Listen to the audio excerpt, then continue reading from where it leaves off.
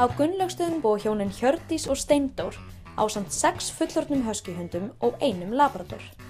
Þegar við heimsóttum þau voru þau með 13 hvolpa úr 2 gotum, 6 og 4 vikna gamla.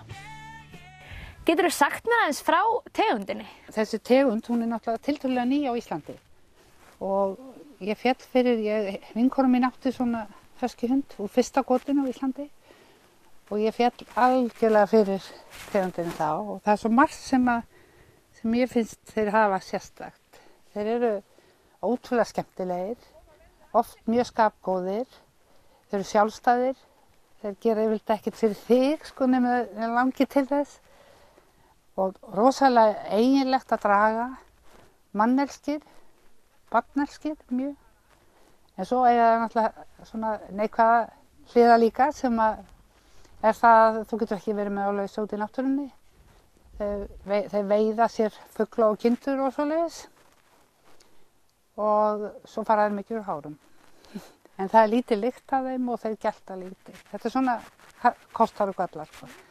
Hjónin fengu sinn fyrsta huskyhund árið 2003 en hann var úr öðru gotinu af þessari tegund á landinu. Þau fluttu inn handa honum 2 tíkur og hófu sína ræktun árið 2006 og voru þau að fá hvolpa úr sínu 18. goti. Hvolparnir hjá þeim hafa verið frá 8 og niður í 1 í hverju goti. Hvað eru þeir gamlir þegar þið látið það frá ykkur? Fyrsta lagi 8 vikna. Þá eru þeir heilsufarsskoðar og bólusettir og slíkt og senda umsókn ættbók. Og hvað þarf góður ræktunarhundur að hafa? Hver eru eiginleikarnir sem þið skoðið? Við skoðum fyrst og fremst skapgerð og svo náttúrulega byggingu. Þetta þurfa að vera við viljum hafa þá kraftmikla, góða sleðahunda og þeir eiga líka náttúrulega að passa í sýningu sko. Þess að það er bara huskyhundur, það er bara einn standard og það er bæði sýningar og keppnishundar sko. En af hverju ákváðuð þið að fara út í svona hundaræktun?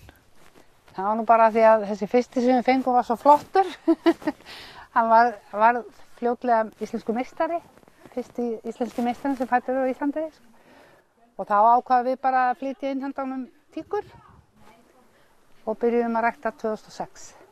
Voruð þið þá aðalega að rækta fyrir ykkur? Eða? Nei, þá vorum við ekki að rækta neitt fyrir okkur. Þá vorum við bara að prófa þetta og meiri segja tókum ekki hvolp úr goti fyrir löngu seinna. En við fengum nokkra tilbaka og þeir hafa ílengst hjá okkur. Og er þetta bara fjölskylduhundar eða eru það að nota þá í einhverjum sérstakum tilgangi? Þetta er bæði. Þetta eru bæði sleðahundar sko, sem hafa unnið við hundasleðaferði núna undanfarin 3 ár og síðan er þetta bara heimilishundarnir okkar. Og það er rosalega fyndið að sjá hvað eru fljótir að aðlagast. Þeir eru í Mývatnssveitinni á veturnar, nokkrir frá okkur, 2 eru þar ennþá núna og þar eru þeir í vinnubúðum og þarna eru út í fjárhúsum en mjög vel að þeim búið samt sko. Og þeim elska það, svo koma þeir heim og þá elska þeir að vera bara inn í eldhúsi og fylgjast með matagerðinu og svona.